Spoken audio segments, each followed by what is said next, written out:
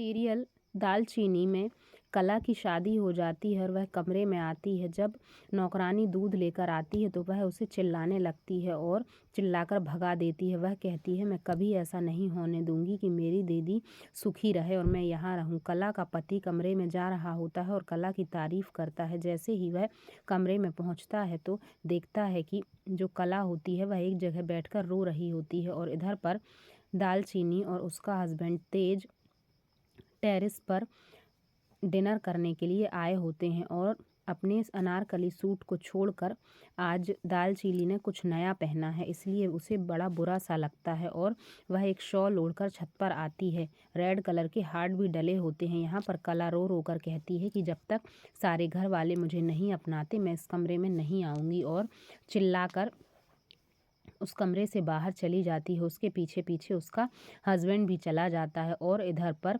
जो दालचीनी होती है वह बड़ी शर्मा रही होती है अजीब कपड़े पहनने में, क्योंकि उसकी आदत नहीं है। और तेज कहता है कि नहीं, ये कपड़े अच्छे लग रहे हैं, और दोनों खाना खाते हैं टेरेस पर। और जब दोनों वहाँ पर डांस कर रहे होते हैं तभी उसी बीच में जो कला होती है वह अपने हस्बैंड के साथ वहाँ आ रही होती है और वह जानबूझकर आती है क्योंकि जो उसकी बहन है दालचीनी उसका काम बिगड़ जाए, और वह आती है और कपड़ों को बहुत ज़ोर से पटकती है। यह देखकर तेज और उसकी पत्नी दालचीनी परेशान हो जाते हैं। फिर वह नाटक करती है सॉरी बोलने का, और उसका जो हस्बैंड है वह भी कहता है सॉरी, हमने आपको परेशान कर दिया, और दोनों वहाँ से चले जाते हैं।